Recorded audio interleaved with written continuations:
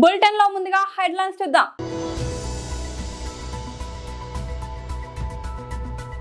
తెలంగాణ భవన్లో బీఆర్ఎస్ నాయకుల press meet.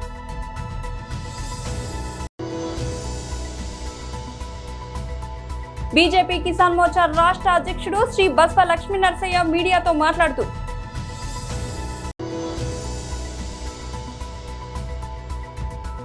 మాజీ MLA కీతిరెడ్డి Venkatrama Reddy press meet.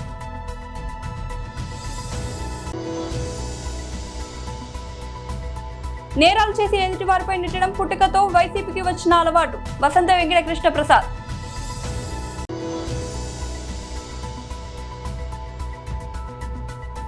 West Indies పై భారత్ ఘన విజయం, సిరీస్ క్లీన్ స్వీప్. తెలంగాణ భవన్లో బీఆర్ఎస్ నాయకుల ప్రెస్ మీట్. కన్నీళ్లు తెచ్చుకుంటే అది నువ్వు డ్రామా అంటావా? అది యాక్షన్ అంటావా? అసలు నువ్వు మంత్రి ఎట్లయినావు? ఆ కమ్మ సామాజిక వర్గం వాళ్ళు ఓట్లేస్తేనే మంత్రి అయినావు. ఇప్పుడు మంత్రి ఎట్లయినావు? ఆ సామాజిక వర్గ కోటలే మంత్రి అయినావు. ఖమ్మం జిల్లాలో ఖమ్మం సామాజిక వర్గం వాళ్ళు మా జాతి గురించి కొట్లాడతాడు, మా వాళ్ళకు ఆపదలో చాదుకుంటాడని చెప్పి మీకు ఆ స్థానం వచ్చింది. మరి మీ సామాజిక వర్గంలో ఒక యువకుడు చనిపోయి బై ఎలక్షన్ వచ్చింది. అది ఎక్కడన్నా కాదు, చనిపోయిన సందర్భంగా వచ్చినటువంటి బై ఎలక్షన్లో ఆ సందర్భంగా అయినటువంటి మీటింగ్ పక్కల కొడుకుంది, కూతురుంది. కాలికి దెబ్బ తగిలిన ఒక కూతురు కుంటుకుంటూ మా నాన్న ఆశయాలని మధ్యలో ఆగిపోయొద్దు, మా అమ్మ ఆశయాలను నెరవేరుస్తుందని చెప్పి ఒక బిడ్డ తిరుగుతుంది. కుడి పక్క కొడుకు, ఒక పక్క బిడ్డ తల్లిని ఓదార్స్తుంటే ఆ ఓదార్చే ఏడుపుని నువ్వు యాక్షన్ అంటే ఆమె చనిపోయినప్పుడు ఎంత బాధపడ్డదో ఇవాళ నువ్వు అంటే ఆమెకు అంతకన్నా బాధతో కుమిలిపోతా ఉంది. అయ్యో నా భర్త చనిపోయి నేను బాధపడితే నా ఏడుపుని కూడా యాక్షన్ అంటున్నారు వీళ్ళు, అది ఎవరో కాదు మా కులపల్లె అంటున్నారు అని చెప్పి కుంగిపోతా ఉంది ఆమె. వెంటనే క్షమాపణలు చెప్పాలి. పొన్నం ప్రభాకర్ గారు కూడా నేను అడుగుతా ఉన్నా, దయచేసి అలాంటి చనిపోయినటువంటి మీ పట్ల కూడా చాలామంది ఉన్నారు. అట్లా బై ఎలక్షన్స్ వచ్చినాయి. అట్లా జనంలో వచ్చినప్పుడు మొన్ననే చనిపోయిన భర్త గుర్తొచ్చి ఏడుస్తారు. ఏడ్చింది ఓట్ల గురించా? ఇది ఆడవాళ్ళందరూ గమనించాల. పక్కల మేయర్ గారు ఉన్నారు, వారు మాట్లాడేటప్పుడు మరి మేయర్ గారు కూడా ఆమె మా బీఆర్ఎస్ పార్టీ నుంచే గెలిచింది, మా నాయకుడే మేయర్ చేశారు. మరి దయచేసి ఆమె ఒక ఆడబిడ్డగా స్పందించాలి. నీకు ధైర్యం ఉంది, ఇమ్మీడియట్గా ఆపాల్సి ఉంటుంది. ఏం మాట్లాడుతున్నావా అని చెప్పి. పదవులు ఉంటాయి పోతాయి, పెద్ద లెక్క కాదు. రాజకీయాలు పదవులు ఎప్పుడు చేస్తాయి ఎవరికి కూడా కాదు. ఒక ఆడపిల్లను అంత అవమానపరిచే రీతిలో ఆమె ఏడుపును కూడా వేలాది మంది సమక్షంలో వాళ్ళందరూ చాలామంది ఏడ్చిండ్రు. గోపెన్న అమర్హయ్ అని ఒక ఆడబిడ్డను అవమానిస్తుంటే వెంటనే మైక్ ఆపేసింది. ఏం మాట్లాడుతున్నావా, ఏం రాజకీయం ఇది, అట్లా మాట్లాడొద్దు అని వారించాల్సింది. కానీ ఇప్పుడైనా స్పందించాలా. రాజీవ్ గాంధీ గారు చనిపోయినప్పుడు జనరల్గా చనిపోయిన వాళ్ళ గురించి మాట్లాడతారు. చనిపోయిన సందర్భంలో దేశవ్యాప్తంగా కూడా చనిపోయినటువంటి బాడీని ఫోటోలు వేసి కూడా మరి దేశవ్యాప్తంగా కూడా ప్రచారంలో పాల్గొనడం జరిగింది. బీజేపీ కిసాన్ మోర్చా రాష్ట్ర అధ్యక్షుడు శ్రీ బస్వ లక్ష్మీ నరసయ్య మీడియాతో మాట్లాడుతూ మీడియా మిత్రులకు నమస్కారం. తెలంగాణలో వానాకాలం సీజన్ అయిపోయింది. వరి ధాన్యం పుష్కలంగా వచ్చింది. రాష్ట్ర ప్రభుత్వ అంచనాల ప్రకారమే దాదాపు 148 లక్షల టన్నుల ధాన్యం ఉత్పత్తి జరిగిందని చెప్పి రాష్ట్ర ప్రభుత్వం అంచనా వేసింది. ధాన్యం వచ్చినా ఇప్పటికి వరకు రాష్ట్ర ప్రభుత్వము కొనుగోలు కేంద్రాలు ప్రారంభించకపోవడము శోచనీయం. వాళ్లకు రైతులపై చిత్తశుద్ధి లేదు. ధాన్యం వచ్చింది, ధాన్యాన్ని ఏ విధంగా ప్రొక్యూర్ చేసుకోవాలి, ఏ విధంగా రైతులకు పేమెంట్ ఇస్తే మళ్ళీ రబీ సీజన్లో పంటకు వాళ్ళు ప్రిపేర్ అవుతారు రైతులు అనే చిత్తశుద్ధి లేదు. లేకుండా మంత్రులందరూ కూడా ఈరోజు బీసీ అని చెప్పి ఎలక్షన్ అని చెప్పేసి బీసీలను మోసం చేస్తూ కాలయాపన చేస్తున్నారు, రైతులను మోసం చేయడం జరుగుతున్నది. ఇప్పటికే ధాన్యం వచ్చేసి కల్లాలపై ఐకేపీ కేంద్రాలలో ధాన్యం వచ్చి ఉన్నది. కానీ ఈ రాష్ట్ర ప్రభుత్వం కొనుగోలు కేంద్రాలను ప్రారంభించక ఆ ధాన్యము పూర్తిగా ఈ 3-4 రోజులలో 2 రోజులలో పెద్ద వర్షాలు ఉమ్మడి నల్గొండ, ఉమ్మడి వరంగల్, ఉమ్మడి ఖమ్మం జిల్లాలో వర్షాలకు పూర్తిగా ధాన్యం తడిసి ముద్దైపోయింది. సో పూర్తిగా రైతులకు నష్టపరిహారం లెక్కనే నష్టాన్ని చవిచేసే విధంగా ఈ రాష్ట్ర ప్రభుత్వం ప్రవర్తించడం జరుగుతున్నది. ఈ రాష్ట్ర ప్రభుత్వం ఏ రకంగా ఉన్నదంటే రైతుల బాగోగు గురించి చీమ గుట్టినట్టు కూడా లేదు. ఈ రాష్ట్ర ప్రభుత్వం చెప్పింది 80 లక్షల టన్నుల మెట్రిక్ టన్నులకు సరిపోయేంత మేము కొనడానికి రెడీ ఉన్నాము, దానికి సరిపోయేంత డబ్బులు కూడా రెడీ చేసుకున్నామని చెప్పడం జరిగింది.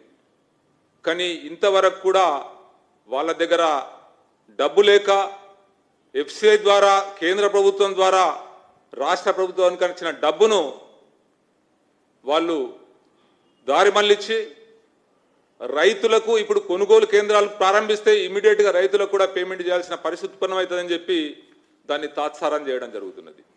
దానివల్ల రైతులు ఇంకా పూర్తిగా నష్టపోతున్నారు.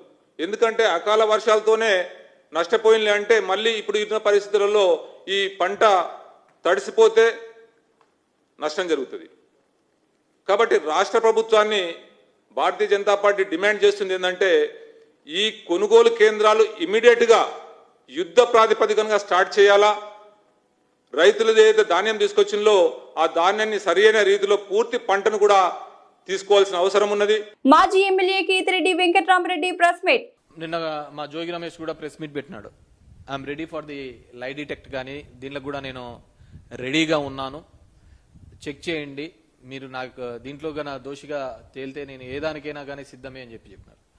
మీరు కంప్లీట్గా గన ఈ సినారియో గన చూస్తే ఏ విధంగా ఈ మద్యం కుంభకోణానికి సంబంధించి ఈ కల్తీ మద్యానికి సంబంధించి ఏ విధంగా జరిగిందో మనం చూస్తే ఎప్పుడో 3వ తేదీ మలకల్ చెరువులో ఈ మద్యపానం దీనికి సంబంధించి కల్తీ మద్యంకు సంబంధించి ఎక్సైజ్ పోలీస్ వాళ్ళు ఆ రోజు పట్టుకొని 3rd పట్టుకున్నారు.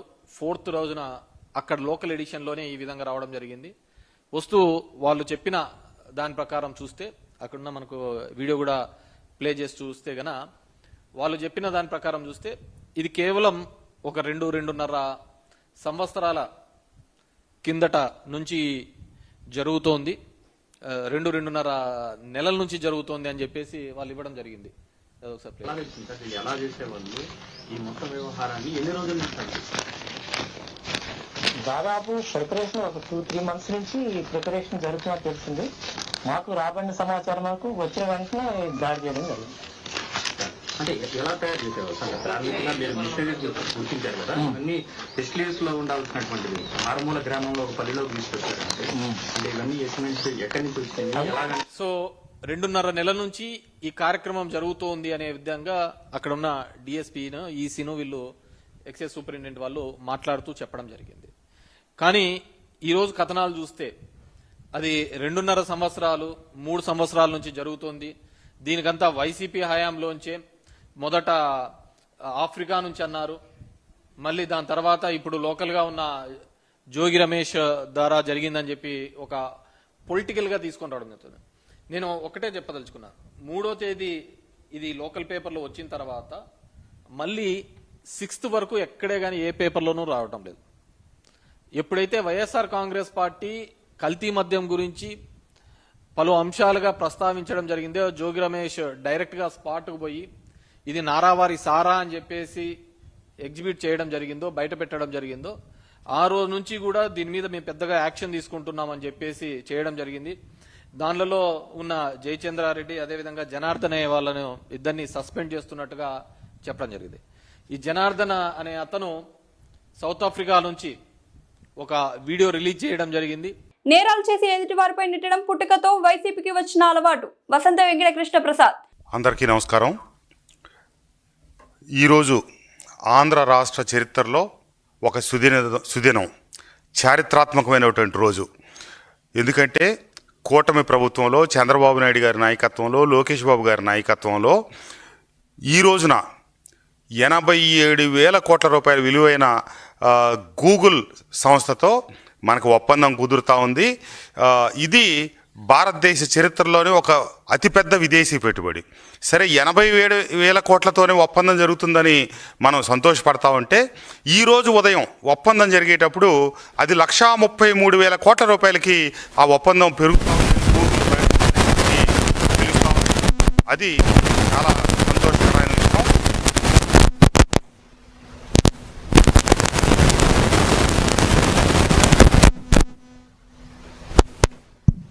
చాలా సంతోషకరమైన విషయం.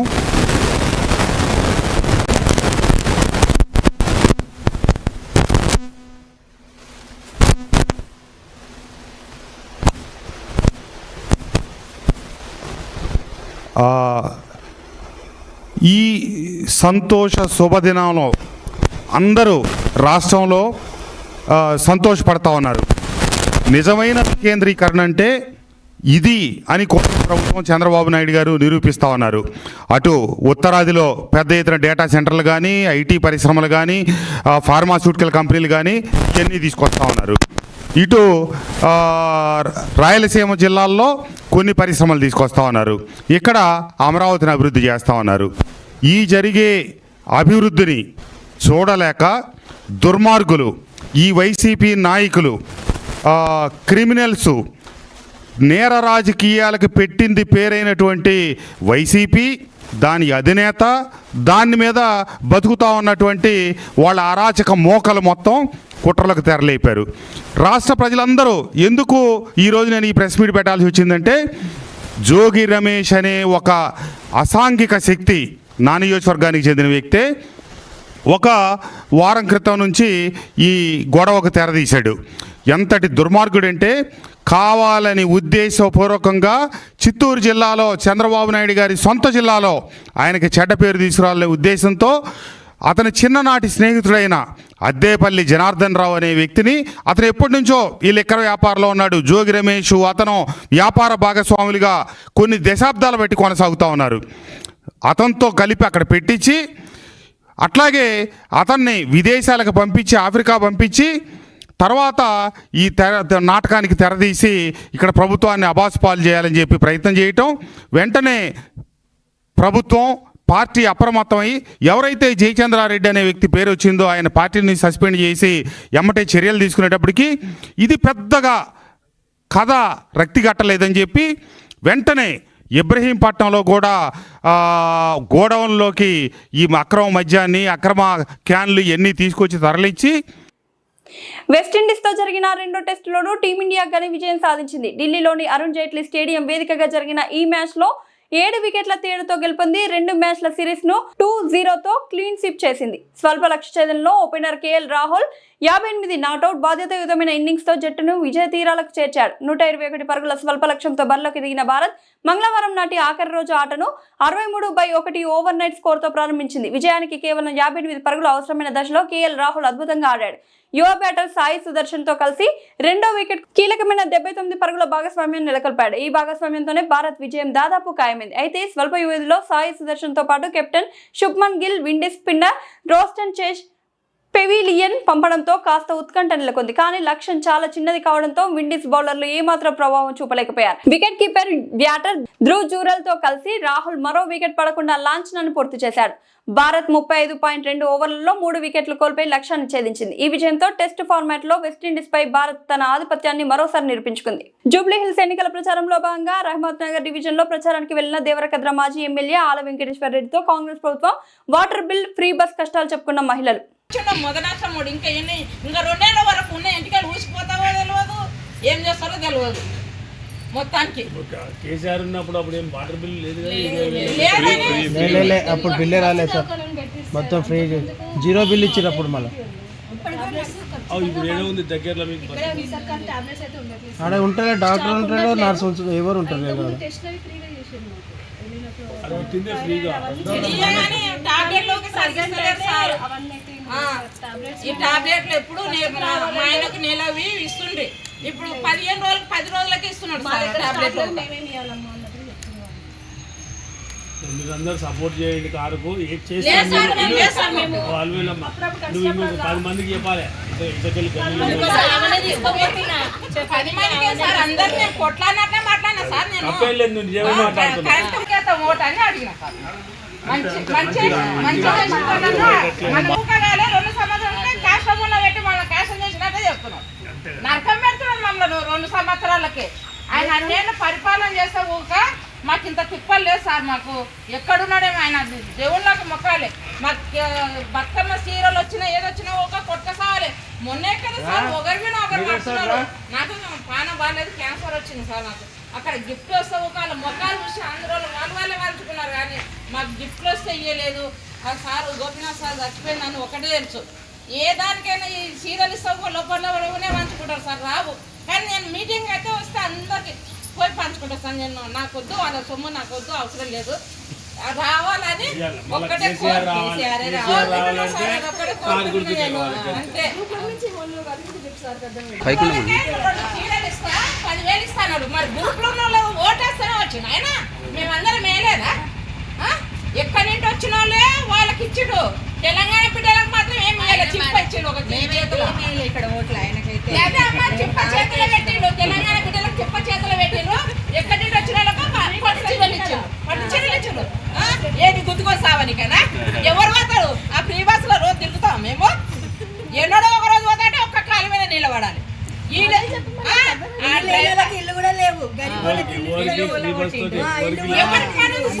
అదే పిల్లల ఫీజులు తగ్గియండి. లేనోళ్ళు ఇప్పుడు వికలాంగులు ఉన్నారు, వాళ్ళకి పెట్టాను సార్. వాళ్ళ పెడతానన్నా తలుచుకుంటారు, కానీ ఉన్నోడు పోయి ఉన్నానుకో తెలియదు, లేనోడు పోయి ఉన్నానుకో తెలియదు. ఇంకా మిగతా వాళ్ళ పరిస్థితి ఉంది సార్. ఇక్కడ ఏవో ఫ్రీ బస్ పెడితే ఇప్పుడు ఊరుకోవాలంటే భయం అవుతున్నారు. కుట్టాల చూడడానికి పోవాలంటే ఆ కండక్టర్ ఒక డ్రైవర్ తిరుగుతారు సార్. ఇక్కడ ఆపాలంటే మూత్రాన్ని కాపాడే ఎవరమ్మా వేరే బస్ ఎక్కిరా. వాళ్ళకు ఒక డిమాండ్ అయిపోయింది సార్. ఈ రేవంత్ రెడ్డిని చూసి ఇంతకుముందు పైసలు పెట్టేప్పుడన్నా పండుకొని పోతుండే, చీకట్ల కాలుండే. ఇప్పుడు అట్లా కాదు, లేదు ఇంకో బస్ వస్తుంది ఎక్కండి. ఏం సార్ మా పరిస్థితి? ఆపేది చేసే లేదు. కొనకెక్కినాక 4 మందులు చచ్చిపోయారు సార్. ఈ బస్సు పెట్టినాకనే 4 ప్రాణాలు పోయి. అది ఊకైనాక అర్థమవుతలేదు మైండ్లో. ఏమన్నా అంటే చింతపండు చేస్తా, ఒక్కొక్కరి చింతపండు చేస్తా, నేను నరుకుతా పడుతుంది. ఎవరు వేస్తావు చింతపండు? మేము వేస్తే బుద్ధి లేక వేసిండ్రు. ఒక అవకాశం ఇస్తామని వేసిండ్రు, వేసినందుకు చింతపండు చేస్తా అంటున్నాడు. ఇప్పుడు ఏడొస్తాడు ఆయన కొట్టదైనా వస్తలేడు సార్. మెసేజ్ అయితే పంపిస్తాడంటే అమ్మ మెసేజ్ పంపిస్తాడు. రాజు అని ఉన్నాడు, మీద ఆధార్ కార్డు బిల్లు పంపమని చెప్పి. ఈ రేవంత్ రెడ్డి సార్ మాకు ఇప్పుడు మొన్న 40,000 కట్టి వచ్చినాం సార్. కట్టాలి ఖచ్చితంగా. వాటర్ బిల్లు 20,000 కట్టి వచ్చింది. రాజంపేట పట్టణం ఎక్స్చేంజ్ కార్యాలయం వద్ద నిరసన కార్యక్రమం చేయడం జరిగింది. ఈ కార్యక్రమంలో వైఎస్ఆర్ కాంగ్రెస్ పార్టీ రాష్ట్ర మహిళా ప్రధాన కార్యదర్శి ఏకుల రాజేశ్వర్ రెడ్డి, జిల్లా మహిళా ప్రధాన కార్యదర్శి శ్రీవాణి, రాజంపేట నియోజకవర్గ వైఎస్ఆర్ కాంగ్రెస్ పార్టీ మహిళా అధ్యక్షురాలు మిరియాల సురేఖ, మాజీ DCMH చైర్పర్సన్ దండు చంద్రలీల, నందలూరు మండల వైఎస్ఆర్ కాంగ్రెస్ పార్టీ మహిళా అధ్యక్షురాలు పల్లె మాదేవి, రాజంపేట మండల అధ్యక్షురాలు రమణమ్మ, పలువురు పార్టీ నాయకులతో ఎక్స్చేంజ్ కార్యాలయం వద్ద నిరసన కార్యక్రమం జరిగింది. ఈ కార్యక్రమం ముఖ్య ఉద్దేశం ఈ సందర్భంగా రాజంపేట నియోజకవర్గ వైఎస్ఆర్ కాంగ్రెస్ పార్టీ మహిళా అధ్యక్షురాలు శ్రీమతి మిరియాల సురేఖ మాట్లాడుతూ రాష్ట్ర ముఖ్యమంత్రి వైఎస్ జగన్మోహన్ రెడ్డి గారు ఉన్నప్పుడు అసలు మద్యం షాపులో ఎక్కడ ఉండేది కూడా తెలియదు. సమయం పాటించేవారు. గ్రామాలలో మద్యం బాటలు పోవాలంటే భయపడేవారు. 5 బాటల కన్నా ఎక్కువగా తీసుకునే వారిపై వెంటనే కేసులు నమోదు చేసేవారు. కానీ ఈ కూటమి ప్రభుత్వం వచ్చిన తర్వాత గ్రామాలలో విచ్చలవిడిగా నకిలీ మద్యం బెల్ట్ షాపులు నిర్వహించడం జరుగుతుంది. అక్కడున్న మహిళలను చాలా మానసికంగా వేధించడం జరుగుతుంది. ఇప్పటికైనా ప్రభుత్వం సర్వసుఖి గ్రామాలలో బెల్ట్ షాపులు లేకుండా, కల్తీ మద్యం లేకుండా చేయాలని డిమాండ్ చేయడం జరిగింది. చాలా మంది చనిపోయేదానికి కూడా కారణం ఉంది. ఏదో ఒక జబ్బుతో పోతారని చంద్రబాబు అనుకుంటున్నారు. కేవలం మనుషులు చనిపోయేదానికి సారాయితోనే ప్రస్తుతం మీరు బెల్ట్ షాపులు ఆపేయాలి. మీ సారాయిని అరికట్టాలి. మీ ప్రభుత్వం తొందరగా దిగిపోవాలి. ప్రజలు మళ్ళీ తొందరలో 2027 జమిలి వచ్చినా 29 వచ్చినా మేము ఎందుకంటే సారాయి తాగే వాళ్ళను, మహిళలను, వాళ్ళ భార్యలు మేము కాపాడుకోవాలి. వాళ్ళు బాగుంటే మేము బాగుంటాం. మేము బాగుంటే ఎమ్మెల్యేలు బాగుంటారు. ఎమ్మెల్యే బాగుంటే జగనన్న బాగుంటాడు. కాబట్టి ఇది దయ ఉంచి ప్లస్ పాయింట్గా చెప్తానా, ఈ నారా రాక్షసరసం ఆయనకు తెలివి, బుద్ధి, జ్ఞానం అనేది ఉంటే నీ కొడుకును సీఎం చేసుకోవడానికి కొట్టకలాడుతానవే, కోట్లు లక్షలు పెట్టి ఈరోజు ప్రజల కోసం ప్రాణాలు పోతా అంటే ఏమైతానవయ్యా చంద్రబాబు? నువ్వు నొప్పి వచ్చి హాస్పిటల్ చేరి చెప్పుకోలేక ఇంట్లో భార్యలు అరుస్తారని భర్తలు బాధపడే వాళ్ళు ఉన్నారు, భార్యలు బాధపడే వాళ్ళు ఉన్నారు. దయ ఉంచి మీ బెల్ట్ షాపులు మూసేయాలి. మీకేం కావాలా? బార్లు, బెల్ట్ షాపులు సందులో గొంతులో ఇంటింటి పక్కన. అదే జగన్మోహన్ రెడ్డి అంటే 3 కిలోమీటర్లు 5 కిలోమీటర్లు. నువ్వేనా సీఎం? నువ్వేనా నారా చంద్రబాబు? నీకు సీఎం పదవి తక్కువ, నువ్వు ప్రజలకు ఇంకా తక్కువ. నీకెప్పుడు ఈ జన్మలో సీఎం కాలేవు. బులెటిన్ ముగించే ముందు హెడ్లైన్స్ మరోసారి.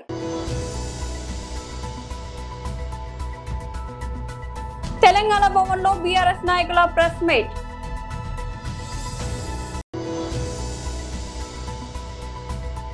బీజేపీ కిసాన్ మోర్చా రాష్ట్ర అధ్యక్షుడు శ్రీ బస్వ లక్ష్మీ నరసయ్య మీడియాతో మాట్లాడుతూ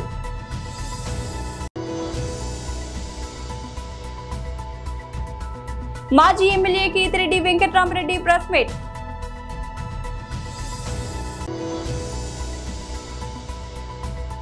నేరాలు చేసి ఎదుటి వారిపై నెట్టడం పుట్టుకతో వైసీపీకి వచ్చిన అలవాటు. వసంత వెంకట కృష్ణ ప్రసాద్.